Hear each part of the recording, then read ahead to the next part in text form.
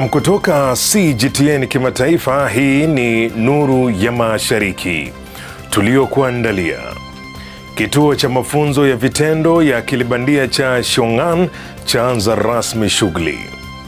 China yapiga hatua kubwa katika uzalishaji wa chuma cha teknolojia ya juu mwaka huu wa 2026.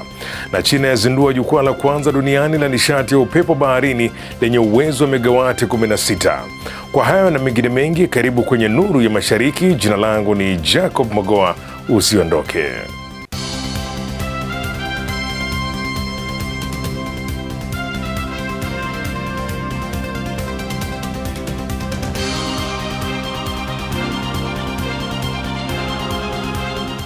Na kituo cha mafunzo ya vitendo ya akili bandia yani AI cha Xiong'an kimeanza rasmi shughuli zake Alhamisi, huku darasa la kwanza la mafunzo ya akili bandia likifanyika katika eneo hilo jipya. Hamis Darwish anaripoti zaidi.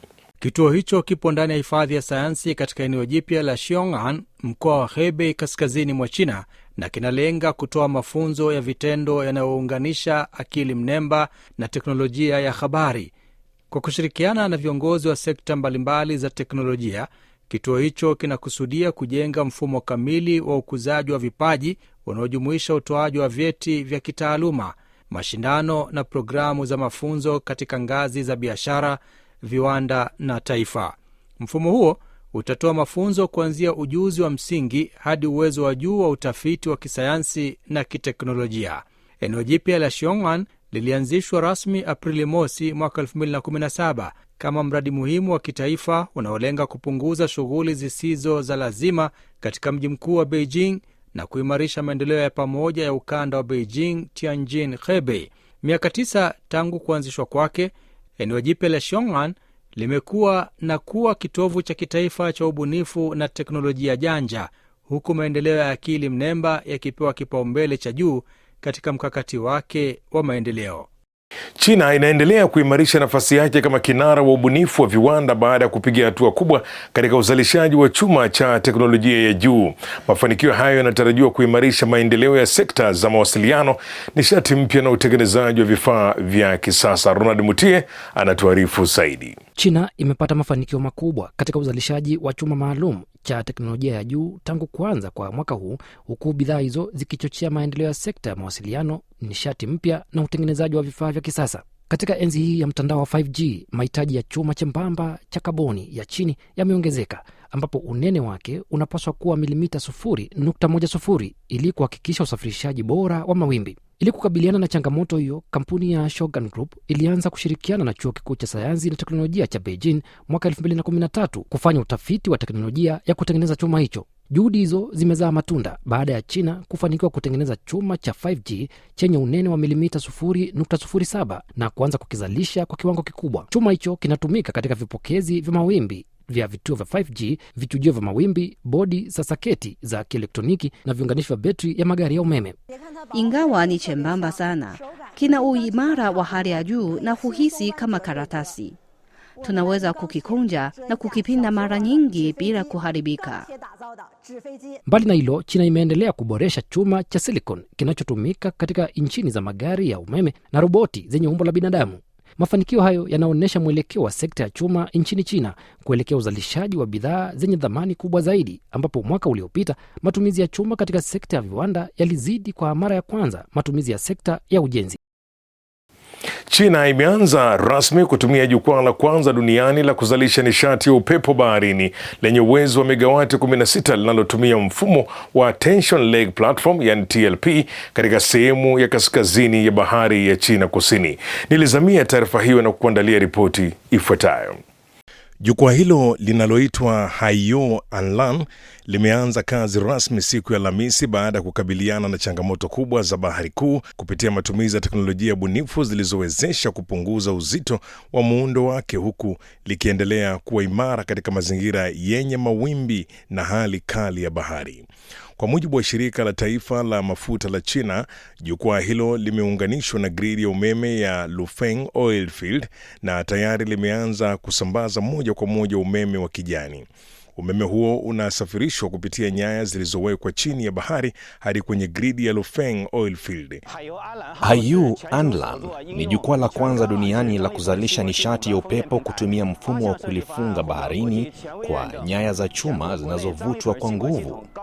Mifumo 8 ya usanifu wa teknolojia hii imepata ithibati kutoka taasisi za kimataifa zenye mamlaka, na hivyo kuziba pengo lililokuwepo nchini China katika teknolojia ya ujenzi wa mifumo ya tension leg mooring yenye usahihi wa hali ya juu. Kwa jumla, zaidi ya mita 70,000 za uchomeleaji zimefanyika, huku kiwango cha uchomeleaji uliokidhi viwango tangu jaribio la kwanza kikizidi asilimia 99. Jukwaa hilo limewekwa takriban kilomita 136 kutoka ufukweni katika eneo la Pearl River Mouth Basin kwenye bahari ya China Kusini. Kwa ukubwa wake, jukwaa hilo lina urefu unaokaribia sawa na jengo la ghorofa 110, lina uzito wa takriban tani 7,800 na eneo la mzunguko wa mabawa ya turbine yake ni sawa na ukubwa wa takriban viwanja 7.5 vya kawaida vya mpira wa miguu. Tumeunda kwa kujitegemea mfumo wa nyaya zenye nguvu kubwa wa kulifunga jukwaa baharini pamoja na teknolojia ya kuunganisha minyororo ya nanga kwa usahihi wa hali ya juu. Pia tumebuni mfumo wa uendeshaji wa pamoja unaowezesha vifaa na meli mbalimbali kufanya kazi kwa wakati mmoja, ukiwemo Lanjing 7500 na Haiyang Shiyu 291. Wakati wa ujenzi tulitumia mfumo wa 3D wa kuiga hali ya bahari kwa ajili ya ufuatiliaji wa mabadiliko ya mazingira ya bahari kwa wakati halisi. Teknolojia hiyo ilituwezesha kufanikisha uunganishaji wa vifaa chini ya maji kwa usahihi wa kiwango cha milimita, na hivyo kuziba mapengo kadhaa ya kiteknolojia yaliyokuwepo nchini China katika usimikaji wa majukwaa ya upepo yanayoelea baharini yanayotumia mfumo wa tension leg. Utafiti wa mtandaoni uliofanywa na CGTN umeonyesha kuwa hamasa ya watu duniani kutembelea China inaendelea kuongezeka. Wengi wanavutiwa na vivutio vya kihistoria, utamaduni, vyakula na maendeleo ya kisasa ya nchi hiyo. Tom Njala anatueleza zaidi. Mwelekeo wa China Travel kwenye mitandao ya kijamii umeongeza hamasa ya watu wengi duniani kutembelea China. Hayo ni kwa mujibu wa utafiti wa kimataifa wa mtandaoni uliofanywa na CGTN, ambapo asilimia 92.9 ya washiriki walikubaliana kuwa mwelekeo huo umeifanya China kuwa kivutio kikubwa cha utalii. Washiriki wengi walisema wanavutiwa kutembelea maeneo ya kihistoria kama The Great Wall of China na jumba la Forbidden City, pamoja na mandhari ya asili, utamaduni wa kipekee na maisha ya kisasa ya mijini. Kwa upande wa vyakula, zaidi ya nusu ya washiriki walionyesha hamu ya kuonja vyakula vya jadi vya Kichina, huku bidhaa za teknolojia na vifaa mahiri zikiongoza katika orodha ya vitu ambavyo wangependa kununua wakifika nchini humo. Takwimu za mamlaka ya kitaifa ya uhamiaji ya China zinaonyesha kuwa wageni wa kigeni walifanya safari milioni 22.9 kuingia China katika nusu ya kwanza ya mwaka huu. Kati ya safari hizo, safari milioni 17.8 zilifanyika chini ya sera ya kutohitaji visa, hali inayoonyesha mafanikio ya hatua za kurahisisha safari za kimataifa. Aidha, zaidi ya asilimia 90 ya washiriki walisema maudhui kuhusu China kwenye mitandao ya kijamii, pamoja na huduma rahisi kama malipo kwa simu, reli ya mwendokasi na maboresho ya sera za visa yameongeza hamu yao ya kutembelea na kuifahamu China kwa karibu. Utafiti huo ulihusisha washiriki 785 kutoka majukwaa ya CGTN katika lugha mbalimbali ndani ya saa 24. Mandhari ya kuvutia ya bahari ya mawingu imewashangaza wakazi na wageni katika kaunti ya kujitawala ya Menyunhui mkoani Qinghai, kaskazini magharibi mwa China, baada ya mawingu mazito kutanda juu ya mabonde na milima wakati wa mapambazuko. Mwenzangu Simiyu Wanjala alizamia taarifa hiyo na kutuandalia ripoti ifuatayo. Mandhari haya ya kipekee yalishuhudiwa mapema asubuhi mkoani Qinghai mwezi huu, ambapo mwanga wa kwanza wa jua ulianza kuchomoza na kuangaza bonde kwa miale ya dhahabu iliyopamba mazingira yote. Mawingu yaliyokuwa yamejikusanya maeneo mbalimbali yalionekana yakielea juu ya mlima, yakisogea taratibu kwa upepo na kufanana na mawimbi meupe ya bahari. Juu ya ukungu huo, safu za milima ya Gilian zilisimama kwa utulivu na fahari, huku kingo zake zikiangaziwa na mwanga mkali wa jua la alfajiri. Muunganiko wa milima mikubwa na mawingu yaliyoelea uliunda mandhari ya kuvutia inayodhihirisha uzuri wa kipekee wa uwanda wa Qinghai Zhejiang, moja ya maeneo yenye mandhari ya asili yanayovutia zaidi nchini China. Mji wa Yangzhou mashariki mwa China unaendelea kuimarisha sekta yake utengenezaji wa midoli ya pamba kwa kuendeleza ubunifu, kujenga chapa za ndani na kupanua masoko ya kimataifa, hatua inayochochea ukuaji wa biashara hiyo. Tujiunge na Zakia Pong atufahamishe zaidi kwenye sehemu yetu ya Ifahamu China.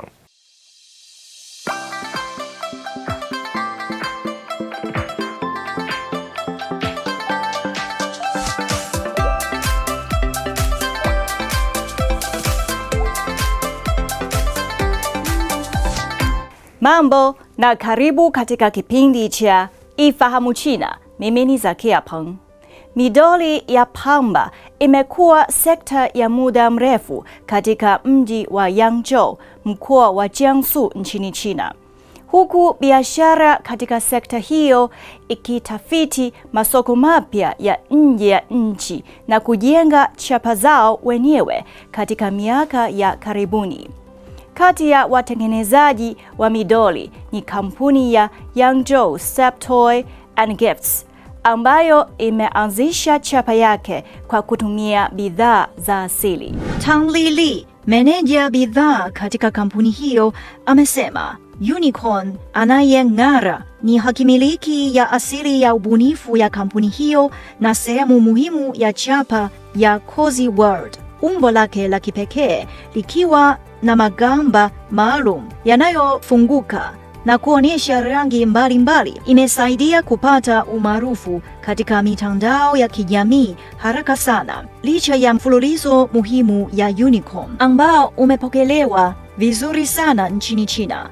Mkusanyiko wa hakimiliki ya mji wa Yangzhou unaokusanya vitu maalum vya utamaduni na vyakula vya Yangzhou pia umepokelewa vyema kama vitu vya hisia kati ya vijana. Kutokana na mafanikio haya ndani ya nchi, kampuni hiyo imezindua mstari wa Squarepost mwezi Aprili mwaka jana na kuashiria mwanzo rasmi wa upanuzi wa chapa hiyo katika soko la nje ya nchi. Kujenga hakimiliki ya ubunifu ya asili si jambo rahisi, lakini Squarepost inaonekana kuandikwa kwa simulizi ya tofauti. Na hii inatokana na maendeleo mazuri ya uzalishaji katika kanda hiyo na pia mapenzi ya watu kwa mambo hayo ya kuvutia. Ndani ya mwezi mmoja tangu kuzinduliwa, taarifa za awali tayari zimekuwa nzuri. Kampuni hiyo inatarajia mauzo yake kwa mwaka kuzidi yuan milioni 60 ama karibu dola za Kimarekani milioni 8.7, huku mauzo ya nje yakielekea zaidi Asia Kusini Mashariki. Mamlaka za huko pia zinahusika katika kuunga mkono sekta hiyo kwa kutambulisha sera mpya, kusaidia mageuzi ya wanasesere wa kitajiri na kuunga mkono upanuzi wa kimataifa.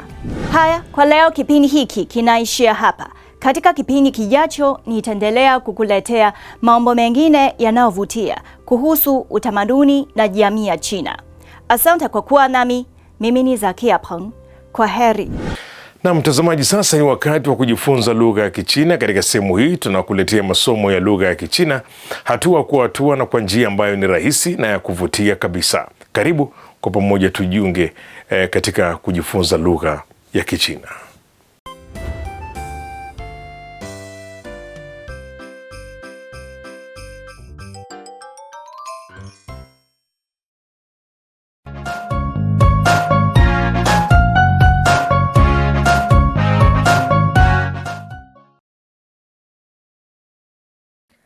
Mambo, karibu katika darasa la Kichina la YCT. 第6课，我能自己穿。